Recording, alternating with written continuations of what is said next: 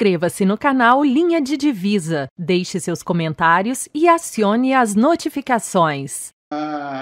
Fala um pouco sobre os graus da dúvida e a busca da certeza primeira no Descartes. Falo sim. E aí, bom, então a gente está no terreno da primeira meditação, quando a gente fala da dúvida cartesiana, tá? Insisto, é uma dúvida metódica. A outra característica da dúvida cartesiana é que é uma dúvida radical, ela é hiperbólica, eu preciso dar conta de todo o objeto do conhecimento, ela precisa ser extremamente radical, né? Alguns comentadores da filosofia cartesiana assumem que existe uma distinção entre os graus da dúvida. A gente tem aquela parte da dúvida que é considerada a dúvida natural, e uma outra fase da dúvida que é entendida como uma fase metafísica da dúvida, né? E como que acontece esse processo de dúvida? Como eu disse, o Descartes vai colocar em dúvida todo aquele conhecimento que ele adquiriu ao longo da sua vida, né? E o primeiro objeto a ser considerado, né, para passar pelo crivo da dúvida, são os sentidos, né? Então, você tem certas tradições que assumem que o conhecimento parte do sentido, né? E aí o Descartes vai colocar isso em questão, né? E ele vai colocar isso em questão no seguinte sentido: ele vai mostrar ao longo da argumentação que o sentido nos engana, o sentido é enganoso. E aqui a gente está no primeiro grau da dúvida natural, né? E por quê? Enfim, são vários os exemplos que podem ser dados de que o sentido nos engana, né? A obra do Descartes apresenta alguns, mas eu vou te pedir licença para dar um exemplo que eu acho particularmente mais divertido, né? Que é a ideia de um graveto, né? Por que o sentido nos engana? Você tem um graveto, e se você colocar esse graveto, que ele é reto, né? Você pega um graveto, ele é reto, e você está vendo ele reto, né? Quando você coloca ele dentro de uma água, num poço, por exemplo, ele tem a impressão de ficar meio curvo, né? Ou tortinho, né? Então, você está vendo que ele é reto fora da água. Quando você coloca ele na água, você está vendo ele torto. Logo, o sentido nos engana, né? Você não pode confiar certamente, totalmente nesse sentido que nos dá uma informação errada, né? Ou enganosa. Bom, e aí o Descartes, vendo que o sentido nos engana, ele vai dizer assim, olha, se o sentido nos engana, ele não é fonte segura de conhecimento. E aqui é importante um parêntese, porque existem algumas leituras que, às vezes muito apressada, que diz que o Descartes descarta os sentidos como fonte de conhecimento. Não é isso que acontece. O que ele faz é dizer que os sentidos não é fonte de conhecimento seguro, né? Fonte de conhecimento certo, mas eu consigo, né? Eu acesso o mundo pelos sentidos, então os sentidos me dão objetos de conhecimento, ainda que esses objetos não sejam seguros. E é por isso que eu preciso do método, né? Porque o método vai me permitir conhecer isso que não é seguro de forma segura. Bom, e esse é o primeiro grau da dúvida. Só que ainda que os sentidos me enganam, que eu percebo, né? E essa é a outra face do argumento, que eu percebo isso.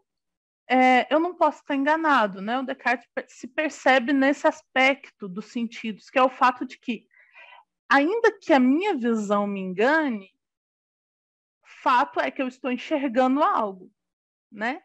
Então, que eu tenho um corpo e que esse corpo percebe o mundo fora dele, disso eu não posso duvidar, né? Porque senão, como que eu vou dizer que isso que eu estou percebendo é algo enganoso? Né? Eu preciso primeiro assumir que eu posso perceber o mundo exteriormente. Bom, então a gente tem algo que escapa a essa primeira fase da dúvida. O que escapa à fase da dúvida? Dessa fase da dúvida? É a minha capacidade de perceber, a minha percepção, né? Mas lembre-se, a dúvida ela precisa ser hiperbólica. Então, o Descartes vai questionar também a nossa capacidade de perceber, que é o corpo, né? Que é as nossas faculdades de percepção. E como ele vai fazer isso? Olha, ele vai dizer que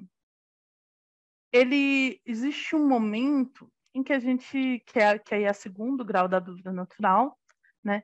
Que é o argumento do sonho, né?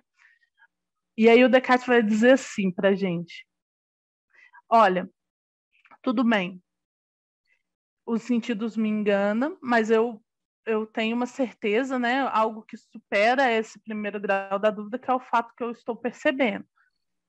No entanto, existe a possibilidade de eu estar dormindo, né? Por quê? Porque quando eu estou dormindo, eu não consigo distinguir no ato do sonho se eu estou acordado ou não, se eu tenho um corpo ou não, né? Então, eu poderia estar muito bem aqui conversando com você, Deodato, sonhando que estou conversando com você e, na verdade, eu estou dormindo, né? E estou sonhando. Eu só vou perceber que eu não estou no sonho no momento em que eu acordo, né? Então, esse seria o segundo grau da dúvida, que coloca em questão o fato de eu poder perceber de fato o mundo, né? Porque se eu estiver dormindo e sonhando, eu não estou de fato percebendo, né?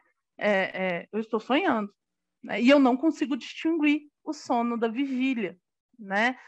Eu só vou conseguir distinguir o sono da vigília no momento em que eu estou acordado, né? Mas no momento em que eu estou sonhando, eu não consigo distinguir se eu de fato estou sonhando, se eu estou acordado ou não. E esse é o segundo grau da dúvida natural, né? Só que aí o Descartes percebe que mesmo nesse segundo grau da dúvida, há uma coisa que supera essa dúvida, que é a dúvida do sonho. E o que supera a dúvida do sonho? São as matemáticas. Porque o Descartes vai dizer assim, ó, quer dormindo, quer acordado, 2 mais 3 sempre serão 5. Sempre. Um triângulo, ele vai ter sempre 3 ângulos, né? Então, a matemática, ela supera, inclusive, a dúvida do sonho, né? E ela aquilo é o resultado, né, da radicalidade da dúvida natural. Eu não tenho motivos naturais para duvidar da matemática. Veja, nós estamos no estatuto daquilo que é natural. Todos os argumentos que eu mobilizei, né, acompanhando Descartes até agora, que o Descartes mobiliza nessa primeira fase da argumentação, são motivos naturais de se duvidar. Eu naturalmente posso duvidar dos meus sentidos, eu naturalmente posso duvidar se eu estou acordado, dormindo, né? Só que da matemática eu não sou capaz de duvidar, né? Eu não tenho motivos naturais para duvidar da matemática, porque a matemática ela me dá uma certeza indubitável, né? Ela me dá uma certeza indubitável. 2 mais 3 são 5, né? Quer acordado, quer dormir. Mas para o Descartes não é suficiente. Ele precisa colocar a matemática em dúvida para, de fato, ter um primeiro princípio extremamente seguro. Só que ele não consegue fazer isso de forma natural. Ele precisa de um artifício, né? Ele precisa construir um artifício para duvidar da matemática. E aí, o que legitima a construção desse artifício, né? O Descartes, em um determinado momento, vai dizer assim como os geômetras ou os astrônomos constroem linhas imaginárias para poder alcançar determinados conhecimentos, eu vou construir um argumento aqui, que é um artifício, mas que me permite colocar a dúvida, a matemática em questão, né? Ou duvidar da matemática. Como que ele faz isso, né? É o famoso recurso ao gênio maligno, né? O que o Descartes vai dizer no final do argumento é que o seguinte: suponhamos que existe um Deus tão poderoso quanto se possa imaginar, mas que ele nos engana toda vez que nós achamos que 2 mais 3 são 5, né? Eu estou sendo enganada por um gênio maligno, né? O argumento final é o gênio maligno. Eu estou sendo enganada por esse gênio maligno. E aí sim, eu coloco em questão a matemática. A matemática não consegue superar o engano do gênio enganador, né? Por quê? Porque se eu fui criada por esse Deus, né? A ideia da criação se mantém nesse aspecto do argumento. Se eu fui criada por um Deus que é todo-poderoso e que ele se empenha em me enganar toda vez que eu acho que eu produzo um tipo de conhecimento, eu não tenho como ter um conhecimento seguro. E aí é curioso que a primeira meditação termina nesse aspecto do argumento com uma conclusão que é bastante cética, que é o seguinte: já que eu não posso ter um conhecimento verdadeiro, uma coisa eu posso fazer, né, que é suspender o meu juízo e, portanto, não produzir o juízo sobre nada. Por quê? Porque se toda vez que eu produzo um juízo eu estou correndo o risco de ser enganada pelo gênio enganador, eu não vou produzir juízo. Assim, de uma coisa eu me protejo, que é de ser enganada. E é assim que ele termina a primeira meditação. Inscreva-se no canal Linha de Divisa, deixe seus comentários e acione as notificações.